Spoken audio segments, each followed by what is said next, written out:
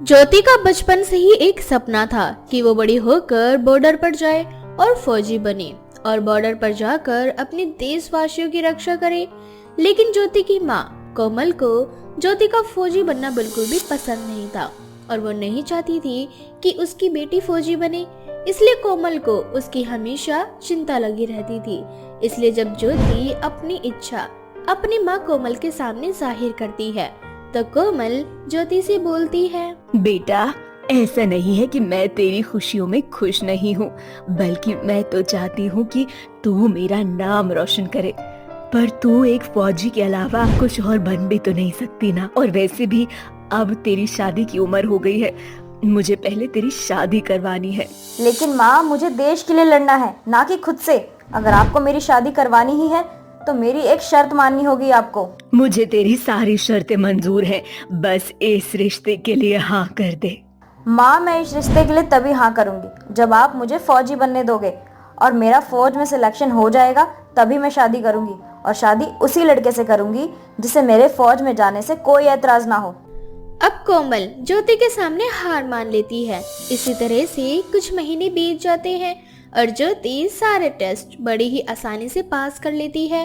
अब बस ज्योति का इंटरव्यू और ज्वाइनिंग लेटर आना बाकी रहता है। इसी बीच कोमल एक बार फिर ज्योति के सामने शादी की बात छेड़ती है और इस बार ज्योति शादी के लिए हाँ कर देती है।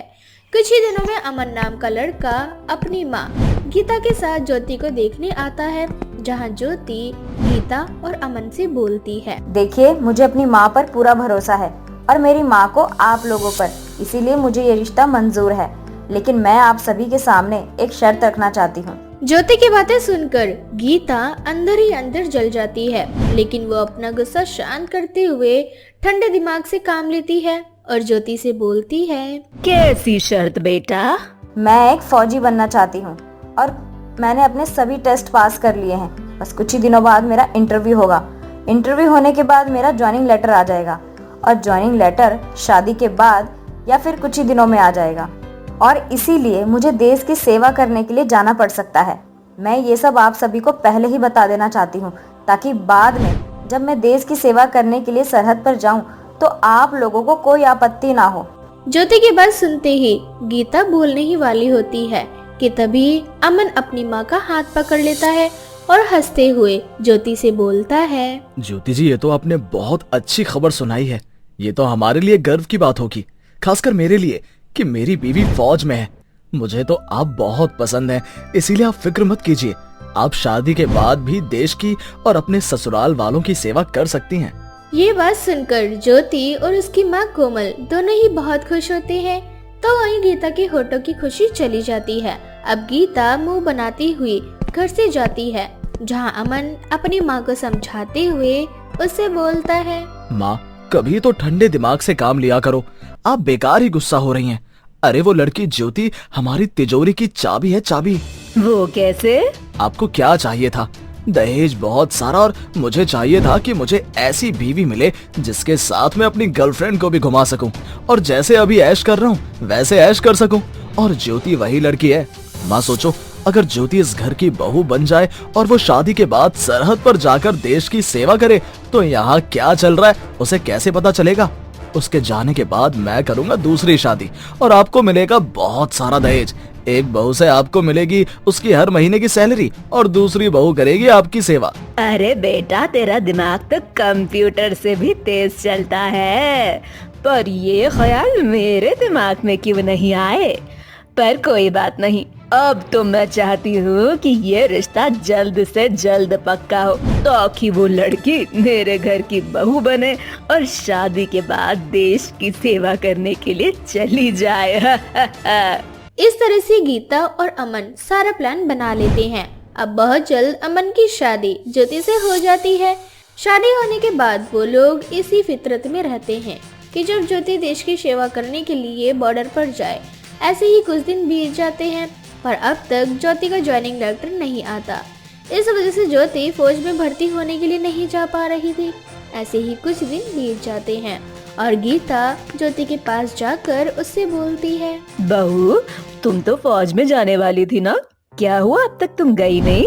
माँ जी, आप बिल्कुल सही कह रही हैं, जब तक मेरा ज्वाइनिंग लेटर नहीं आ जाता तब तक मैं नहीं जा सकती। ना जाने मेरा ज्वाइनिंग लेटर कब आएगा। इतना बोलकर ज्योति एक बार फिर से कामों में लग जाती है। अब इसी तरह से कुछ दिन और बीत जाते हैं और एक दिन ज्योति का ज्वाइनिंग लेटर आ जाता है। ज्वाइनिंग लेटर देखकर ज्योति फूले नहीं समाती और उसके सभी घर वाले खुश होते हैं और बहुत जल्द ज्योति देश की रक्षा करने के लिए फौज में भर्ती हो जाती है। कुछ महीने तक ज्योति की ट्रेनिंग चलती है और ट्रेनिंग खत्म होने के बाद वो बॉर्डर पर तैनात हो जाती है। आज काफी दिनों बाद ज्योति को छुट्टी मिली थी, इसलिए वो घर आती है और जब वो इस बार घर आती है तो गीता और अमन उसका खूब अच्छे से स्वागत करते हैं। इस तरह से कुछ दिनों की छुट्टियां बिताकर ज्योति एक बार फिर से देश की सेवा करने के लिए चली जाती है और उसके पीठ पीछे अमन दूसरी शादी कर लेता है और इस तरह से गीता को बहुत सारा दहेज भी मिल जाता है। लेकिन अभी ज्योति को गए हुए कुछ ही दिन हुए थे कि उसकी तबीयत खराब होने लगती है और इलाज करवाने पर ज्योति को पता चलता है कि वो गर्भवती है। ये खुशखबरी सुनते ही वो घर फोन करती है, लेकिन एक लड़की फोन उठाती है। हेलो, कौन? मैं ज्योति बोल रही हूँ। अगर घर में माँ जी या फिर अमन जी कोई भी हो तो उन्हें फोन दे दो। इस समय तो घर पे कोई नहीं है, सब बाहर गए हुए हैं। ठीक है, घर आते ही उन्हें बता देना कि मेरा फोन था। वैसे तुम कौन हो? वह लड़की ज्योति को जवाब देने ही वाली होती है कि तभी नेटवर्क इशू होने की वजह से फोन अपने आप ही डिस्कनेक्ट हो जाता है, जिसके बाद ज्योति भी दोबारा ट्राई नहीं करती और वहां से घर के लिए रवाना हो जाती है। दूसरी ओर वो लड़की भी अमन और गीता को ज्योति के आने की खबर बताना भूल जाती है। इसी तरह से रात को जब अमन और गीता घर आते हैं तो वो लड़की उन दोनों को खाना खिला रही होती है। तभी अचानक से घर की डोरबेल बजती है और लड़की दरवाजा खोलती है। दरवाजा खोलने पर एक फौजी लड़की को देख वो लड़की आवाज देती हुई बोलती है, माँ जी, अमन जी, हमारे घर पर कोई फौजी लड़की आई है। उस लड़की के मुंह से गीता को माँ जी शब्द बोलते ही ज्योति उस लड़की को धक्का देकर अंदर आती है और घर वालों से बोलती है, वैसे ये लड़की कौन है जो मेरे घर को अपना घर बोल रही है और माँ जी को माँ जी बोल रही है? मैं इस घर की बहू हूँ, तुम फौजी हो इसलिए मैं तुम्हारा सम्मान कर रही हूँ। इसका मतलब ये नहीं कि तुम मेरा अपमान करोगी। ये सुनते ही ज्योति के पैरों तले जमीन खिसक जाती है और वो रोती हुई बोलती है, एक गर्भवती फौजी के साथ धोखा? गर्भवती? हाँ, मैं गर्भवती हूँ और यही बताने के लिए मैंने कल दिन में आप लोगों को फोन किया था, लेकिन आप लोगों का फोन नहीं लगा। फिर मैंने सोचा कि क्यों ना मैं आप लोगों को सरप्राइज दूं, इसीलिए मैं बिना बताए यहाँ आ गई और यहाँ आकर मुझे पता चला कि मेरे साथ इतना बड़ा धोखा हुआ है। जब उस लड़की को ज्योति के बारे में पता चलता है तो वो लड़की भी हैरान हो जाती है और उसे पता चलता है कि अमन ने सिर्फ ज्योति को ही नहीं बल्कि उसे भी धोखा दिया है। इसके बाद ज्योति और वो लड़की एक हो जाते हैं और ज्योति उस लड़की के साथ मिलकर गीता और अमन को कोर्ट तक घसीटते हुए ले जाती हैं और वो दोनों अमन से तलाक लेकर उन दोनों माँ बेटे पर धोखाधड़ी का केस कर डालती हैं। इस तरह से गीता और अमन को उसके किए की सजा मिल जाती है और कुछ महीनों बाद ज्योति एक बहुत ही प्यारे बच्चे को जन्म देती है और उसी के साथ अपनी जिंदगी व्यतीत करती है और देश की आजीवन सेवा करती है। गरीब बुढ़िया और जादुई रजाई। राजू अपनी पत्नी सुमन और मां शांति देवी के साथ एक छोटे से गांव में रहा करता था। राजू और उसकी पत्नी दोनों शांति देवी के साथ बहुत ही दुर्व्यवहार करते थे। ऐसे ही ठंड से कड़कड़ाती हुई एक सुबह सुमन अपनी सास शांति देवी को जगाते हुए कहती है, ओ बुढ़िया, कब तक सोती रहेगी? घर का काम क्या दिन ढलने के बाद करेगी? अरे बहू, मेरी तबीयत ठीक नहीं है, लग रहा है कि मैं आज काम नहीं कर पाऊंगी। सोना है ना तुम्हें, तो सो जी भर के। इतना बोलकर सुमन गुस्से से उसकी रजाई खींच लेती है और उसको ले जाकर बाहर रखाती है और अंदर आके शांति देवी से कहती है, अब सोले जितना सोना है, जब ठंड लगेगी तब सारी नींद भाग जाएगी। बहू, मेरी तबीयत सच में ठीक नहीं है, वरना मैं सारा काम कर देती। मुझे नहीं पता, उठो और काम करो, मुफ्त की रोटी नहीं मिलेगी तुम्हें, समझी? तभी वहाँ राजू आ जाता है और अपनी माँ से कहता है, माँ, सुनाई नहीं दिया सुमन ने क्या कहा है? और हाँ, तुम्हारा रोज का ये बहाना हो गया है कि तबीयत खराब है, कामचोर हो गई हो तुम। हाँ, शायद मैं ही कामचोर हो गई हूँ। किसी तरह कराहते हुए शांति देवी उठती हैं और घर का सारा काम करके धूप सेकने एक बागीचे की तरफ जाती हैं। जाते जाते रास्ते में उन्हें एक हिरन दिखता है जो कि घायल था और बहुत ही तड़प रहा होता है। वो किसी तरह हिरण के घाव वाले हिस्से को धोती है और भाग के अपने घर जाती है और वहां से कुछ मरहम ले आती है और हिरण को लगाने के बाद उसके पास के नदी से पानी लेकर उस हिरण को पिलाती है। ऐसे ही 2 दिन बीत जाते हैं और एक रात शांति की तबीयत खराब हो जाती है और उसके पास इस कड़कड़ाती ठंड में ओढ़ने के लिए कुछ नहीं था। जो भी था वो उसके बहू बेटे ने उससे छीन लिया था। मगर फिर भी शांति अपने बहू बेटे के कमरे में जाती है और कहती है, अरे ओ बेटा, ओ बहू, मुझे कुछ ओढ़ने के लिए दे दो, बाहर बहुत ठंड है। अरे माँ, तुम पागल हो गई हो क्या?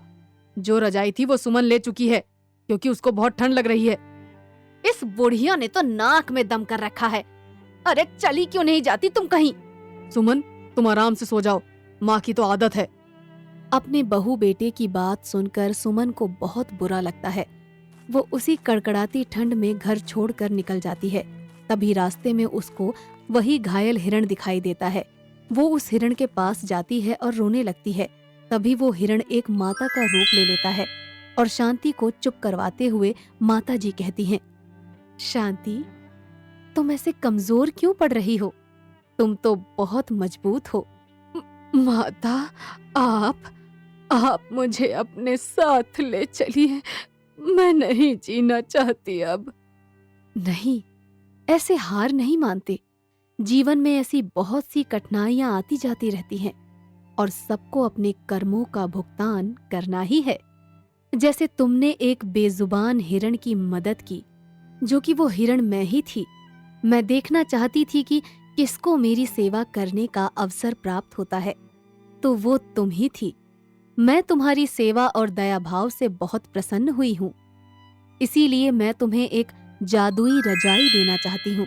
इसको ओढ़ने के बाद तुम्हें कभी ठंड नहीं लगेगी और 3 बार हे जादुई रजाई बोलकर अपनी इच्छा अनुसार कुछ भी मांग लेना, वो तुम्हें मिल जाएगा। इतना बोलकर माता वहां से चली जाती हैं। शांति यहाँ वहां देखने लगती है। थोड़ी देर बाद वो रजाई लेकर अपने घर से थोड़े दूर पर कहीं जाती है और उस रजाई से कहती है, हे जादुई रजाई, मेरे रहने लायक एक घर बना दे। इतना बोलते ही शांति के लिए एक सुंदर सा घर बन जाता है, जिसके बाद शांति उस घर में जाती है और खुशी से उस घर को निहारती है। जिसके बाद वो अपने जरूरत के अनुसार खाना पीना सब कुछ ले आती है। ऐसे ही समय बीतता जाता है और शांति देवी गांव की सबसे अमीर औरत बन जाती हैं और वो गरीब लोगों की मदद भी किया करती थी। गांव के सभी लोग शांति देवी की बहुत इज्जत करने लगते हैं। तो वहीं दूसरी तरफ राजू और सुमन के यहाँ खाने पीने के लाले पड़ जाते हैं और जब दोनों को शांति देवी की खबर लगती है तो वो दोनों दौड़े दौड़े शांति देवी के पास आते हैं। माँ, मुझे माफ कर दो, मुझे आपकी बहुत जरूरत है माँ। आपके बिना आपका बेटा भिखारी बन गया है माँ। माँ जी, हमें माफ कर दीजिए। माफ तो तुम्हें भगवान भी नहीं करेगा बेटा, क्योंकि तुमने एक माँ की ममता को दुखी किया है और वैसे भी तुम्हारा मेरा कोई रिश्ता नहीं है। और जैसे मैं इस गांव वालों की मदद करती हूँ, वैसे ही तुम भी इस गांव का हिस्सा हो। इसीलिए मैं तुम्हारी भी मदद करूंगी, मगर बस इस गांव के वासियों की तरह। मतलब हमको आप माफ नहीं करेंगी माँ? मैं बस ये बोल रहा हूँ कि जो भी कुछ हुआ उसे भूल जाइए और हमें अपने साथ रख लीजिए। आपकी हम खूब सेवा करेंगे। हाँ माँ जी, ये बिल्कुल सही कह रहे हैं, आप हमें माफ कर दीजिए।